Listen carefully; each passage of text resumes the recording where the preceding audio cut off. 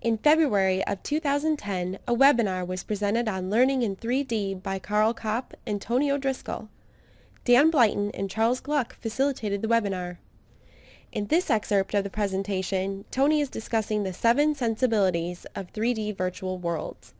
Tony starts out his presentation with a story that is showing just how strong virtual worlds can be in touching lives. A colleague of mine created a dance hall because he's very much into ballroom dancing. A frequent client of the ballroom said, "I'd love to rent this place for me and my wife, just for the two of us. Could we rent it?"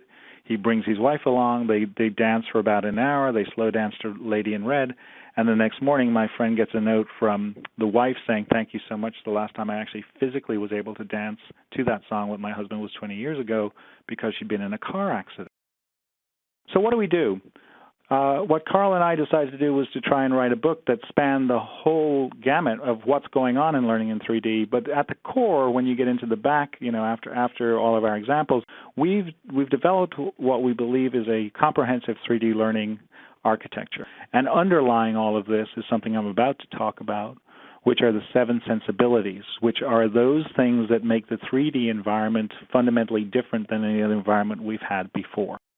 So let me hit these really quickly, and then we'll move into some more of the design principles. But we started to look at this technology and tried to determine what makes it different. And one of the first things that does make it different, as Karl said, is this notion of the sense of self. But the sense of self is essentially the idea that in the first incarnation of the web, when we were just writing to each other, we could have the smiley face. In the second incarnation, where we're on AOL, we could maybe use emoticons. Clearly, over time, we've been moving forward into much better virtual representations of ourselves, known as avatars. And obviously, I saw a question there, how much does avatar creation, the notion of avatar creation, and clearly the movie Avatar coming out has a little bit of a different sensibility, but more basic concept of this is essentially my digital sock puppet. So on my left here is Tony O'Driscoll, and on the right is my alter ego in Second Life, What a Trip. And here we have Karl Kapp with his alter ego, Abbott Bundy. But the idea here is that you develop a kinship and a sense of self to and through your avatar. When you're operating in a virtual environment, your cursor becomes like a 3D cursor, and how you interact and how you demonstrate your poise and so on and so forth, you actually attract reputational capital around your avatar. So a lot of people then are interested in maybe looking a little bit more buff in the environment. I know I certainly look a little. I probably look about 10 years younger, and I probably look like I did when I was lifting weights and playing soccer in college type thing, more so than I do today, because people spend a lot of time playing around with their avatar. Okay, second one is death of distance. My shorthand on this one is there's two kind of phrases that I think are useful or resonant. The first one is that geography is history in virtual worlds. And what I mean by that is right now, as we're sitting here in this environment, everybody who I'm looking at on the left window pane under chat with all those names, they're all sitting in their respective places, looking at Flatland application, somewhat removed from this discussion, maybe reading email, paying a level, I don't know how much attention, right? However, in the virtual world, the guy in the red shirt and the guy in the blue shirt there are actually in a third place in cyberspace where they're both interacting, and they have to pay attention to each other. So it's not just death of distance, meaning we're electronically connected.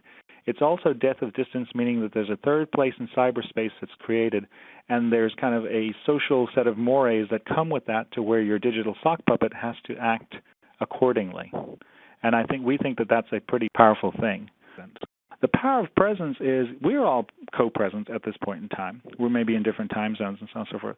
But when you're doing it in a third place in cyberspace like this around the table, right? Or when you are in a conference room, or when you are zoned out like Abbott is right here, you get that visual cue when you're in the third place in cyberspace. And the fact that I know Abbott is not present here, when we were writing up the Flatland application, right at this part of the story, somebody's boss, I don't know if it was Abbott's boss, but just for illustrative purposes, Abbott's boss has called him out of the third place in cyberspace to deal with something back in the real world, And all of his colleagues were mad at Abbott because, Abbott, you need to be here. We're working on something right now. We're trying to win this game, and you disengaged from the third place in cyberspace. You weren't present with us because you had to go off and do something for your boss.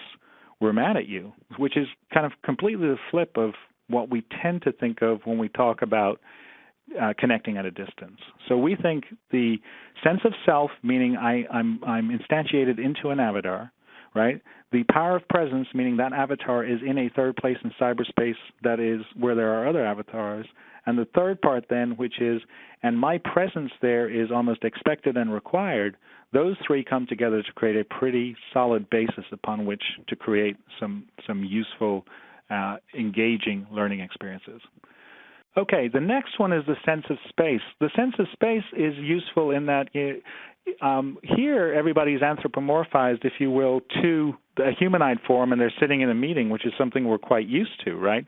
And we can say, okay, that's great. We can create other spaces where we set up a doctor's meeting, and we can go sit on the bench, and we can do an evaluation of the doctor's bedside manner. But we also have to think about the fact, and this is a picture Karl took of me, of we don't have to be anthropomorphized to humanoid form, or we don't have to be to that scale. Here I am in my humanoid form, but I'm sitting on a protein molecule.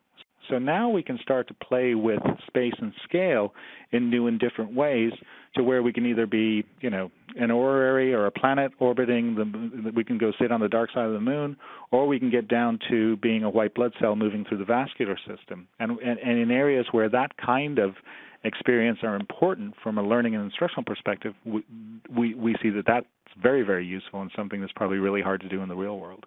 The next one is co-creation. This is really key. It's kind of like Wikipedia, where everybody gets together and you leverage the wisdom of the crowd to co-create something. But this is like Wikitecture. It's the opportunity for multiple people to get together and co-create.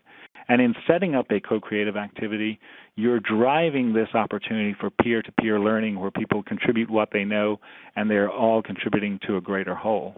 The next one is pervasiveness of practice. And, a lot of times when we set up these type of environments, one of the things we do is drill, repeat, certainly in the military and in medical, the ones I've observed, it's kind of a drill, repeat.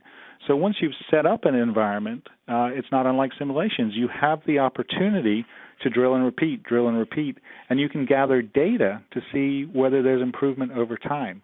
The other cool thing then is that and this kind of goes to the next one, the enrichment of experience, then you could flip roles. So now, the next person comes in, that you change roles, and you start to see it from the other person's perspective, not the third person view, but you're actually playing a different role and practicing it out. So we believe that as you take these six sensibilities, put them together, you can create an environment that enriches the experience for the learner, and perhaps even does so in a shorter amount of time. If you're familiar with the Second Life environment, not many of us that I know can actually physically fly, but in that environment you can. So take those all together as the foundation. Then what we said is, okay, if those are the things you can do, right, how do they load onto the macrostructures, and then how do we bring that up the next level, which Karl's going to talk about, in terms of building out learning archetypes that take advantage of these sensibilities, that differentiate them from flatland, that we could snap together into a meaningful learning experience. This book is a must-have for any instructional designer seeking to integrate virtual worlds into their training.